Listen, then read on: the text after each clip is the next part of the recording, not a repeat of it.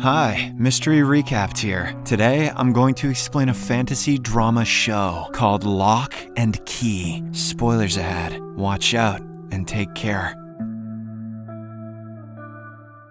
The story opens as an unnamed man receives a phone call just as he's entering his home. He is informed that someone named Rendell Locke is dead. This prompts the man to immediately get inside his home and gather together maps, photographs, and documents. One of these photographs is of a group of 6 young people, taken a few decades ago, and features a young Rendell Locke. Once his documents are gathered, the man opens a hidden safe and retrieves a key. He then takes off his shirt and places the key near his heart. Seconds later, a keyhole appears right in the middle of his chest. In a strange turn of events, the man stabs the key into his chest, immolating himself and burning his house to the ground. On the other hand, following Rendell's death, the remainder of the Locke family, matriarch Nina, eldest son Tyler, middle child Kinsey, and the youngest, Bode, move to a town named Matheson. Nina seems determined to start a new life, away from the prying eyes of their hometown. However, Matheson doesn't seem to bring them much joy either. Everyone from the server boy at the ice cream parlor to the children at school knows about their family tragedy. Some people are kinder about it, while others are outright cold. It is then revealed that the Lockes have moved into Rendell's ancestral home, Keyhouse Manor. It's massive, daunting, and clearly needs a lot of repair. Rendell's brother Duncan is the caretaker, but he lives in Boston and doesn't care much for the house. The scene then cuts to a flashback from 3 months ago, where Nina and Rendell are spending a lovely evening together. Their moment of peace is soon interrupted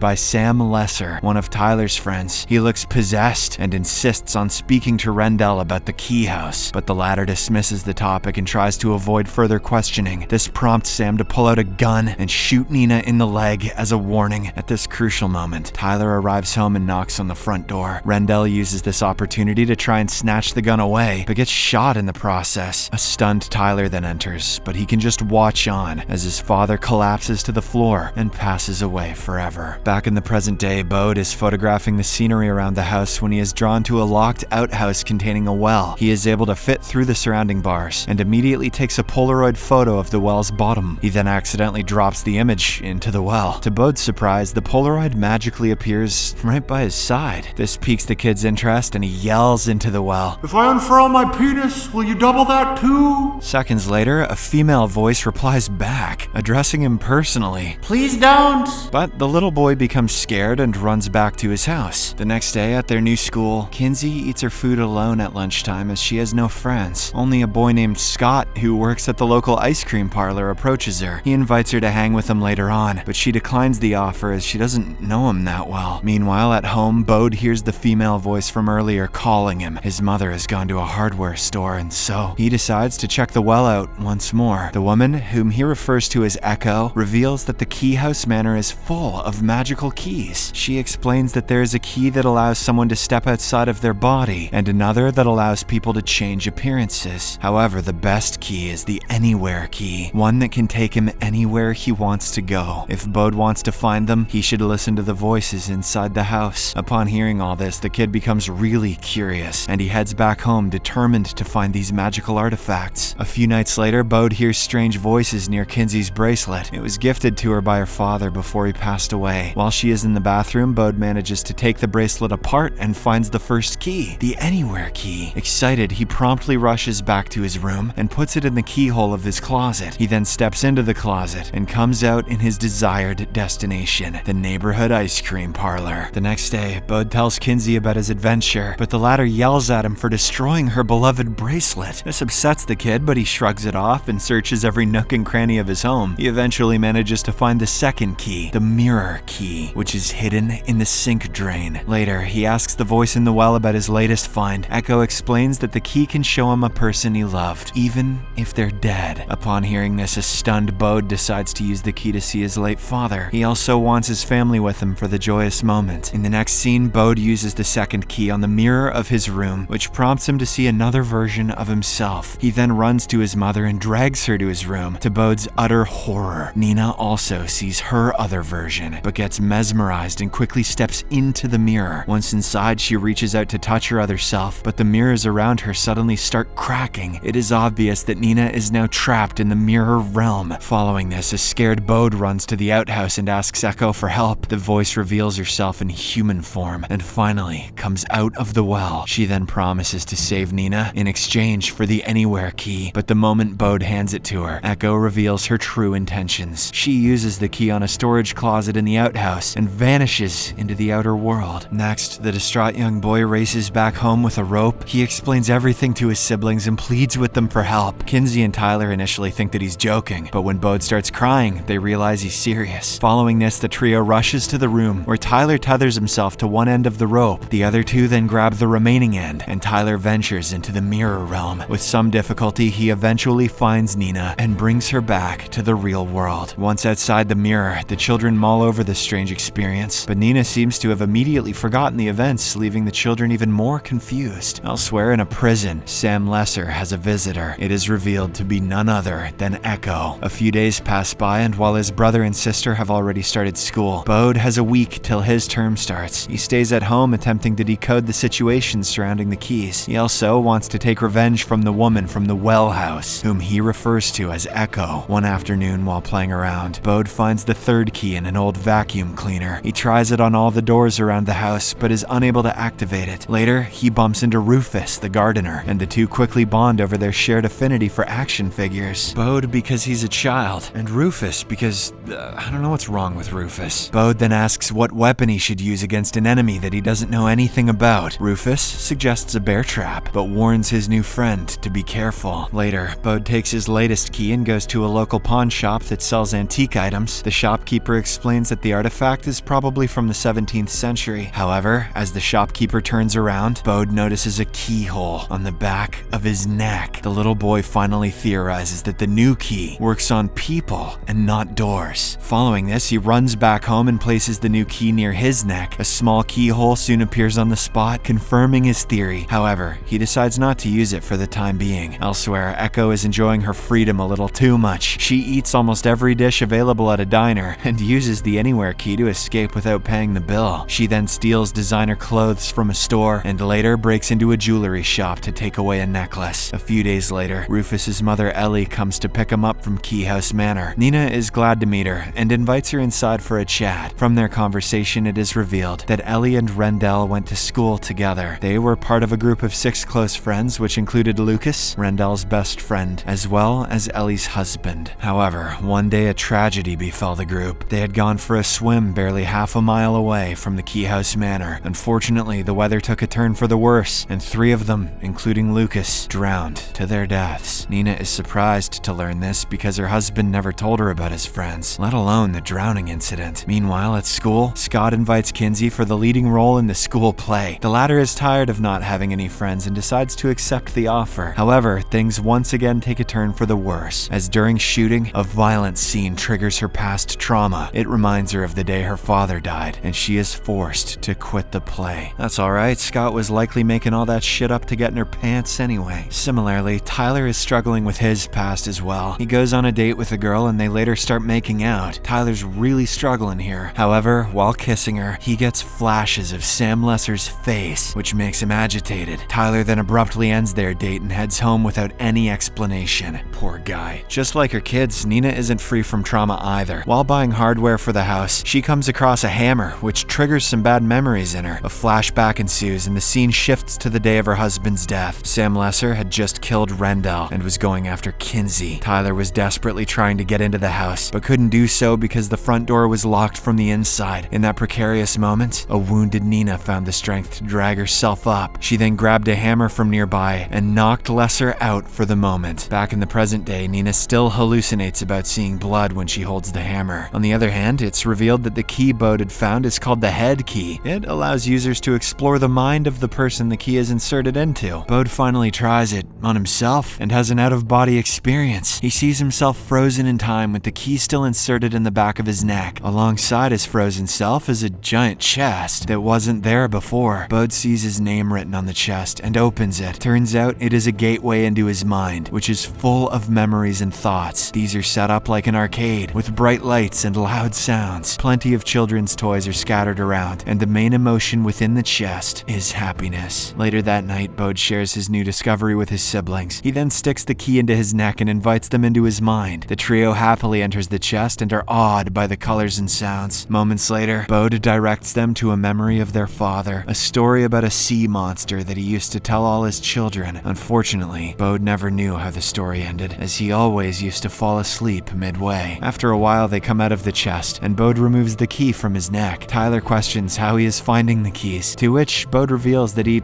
hears them. Kinsey then remarks that their father must have known about the keys, as one was hidden in her bracelet. Nonetheless, Tyler fears that these magical artifacts are dangerous and takes them away from his little brother. He gives the head key to Kinsey while keeping the mirror key for himself. A few days later, the siblings get into Kinsey's head, which is beautifully organized as a multi-level shopping mall. It is here that the end of the sea monster story is revealed. It is indeed a happy ending, but that's not the version Tyler was told. However, he remains silent, and the siblings come back to the real world shortly afterwards. Later that night, Tyler thinks about the story his father had told him. It was a much darker version, which revolved around a person making terrible choices. In the end, the person was left to ponder his mistakes for the rest of eternity. It is then revealed that Tyler had been tasked by Rendell to help Sam Lesser in school. The two young boys got close, and one day, Tyler casually mentioned that Kinsey was the family's perfect child. Upon hearing this, Sam became upset, as he couldn't do anything right in his father's eyes. He said that he often thought about killing his own father. Tyler laughed at his words and even jokingly asked Sam to do the same for him. This explains why Tyler has been so withdrawn from the family since his father's death. Not only is he grieving, but he feels guilty as he thinks that he egged Sam on to kill Rendell. Elsewhere, Nina meets Ellie at a local diner. It is obvious that the latter has ulterior reasons to keep an eye on the Keyhouse manor. During their conversation, Nina says that she used to be an alcoholic once, but has been sober for 6 years. She still regrets missing out on so much of her children's lives. Nina also reveals that her youngest son had met a scary lady in the well house. This catches Ellie's attention, who seems very interested in the story, although she doesn't express it outright. After returning home that night, Nina goes through her closet and finds a yearbook that belonged to her husband. She looks through it, stopping to gaze at Rendell's old picture. She also sees his other friends, including a photo of Lucas with an omega symbol down around him. The next few pages are littered with various symbols around several people. Suddenly, Nina realizes that she has seen the omega symbol before. She distinctly remembers noticing it on Sam's wrist just before he shot her husband. On the other hand, Echo is using her freedom to track down old friends, one of whom is Mark Cho. It is revealed that this is the man who immolated himself in the opening scene. She uses the Anywhere key to travel to his home, but finds it burnt to a crisp. Suddenly, Echo notices a kid nearby who has a thread containing a key around his neck. This is the same key that Mark Cho had used to burn himself down. Echo goes after the kid and manages to lure him inside the ruins of the home. She promises to show him magic using her Anywhere key in exchange for his necklace. Following this, Echo uses her key on a half-burnt door and opens a portal to a railway platform. This grabs the kid's attention, and right when he's distracted, she snatches his necklace. Echo then pushes the kid onto the train tracks before closing the door. In the meantime, the cheeky Bode manages to find yet another key. It is hidden in the painting of his great-great-grandfather, Chamberlain Locke. This is the ghost key, which turns the user into a ghost when used on a door with a skull knob. One such knob is present in the Keyhouse library, and Bode immediately inserts his latest key in it. As he steps through the library's door, his soul is yanked out of his body, and he turns into a ghost. Next, the little boy enjoys himself flying through the grounds and the forest in his ghost form. There's also a cemetery on the grounds where Bode meets Chamberlain, who is an actual ghost. The old man tells him something interesting. Rendell and his brother Duncan used to use the ghost key all the time when they were children. This is particularly strange, as Bode never heard Duncan talk about any of the keys. While returning back to his body in the mansion, Bode sees something else as a ghost. Turns out Ellie has a key to the well house, and she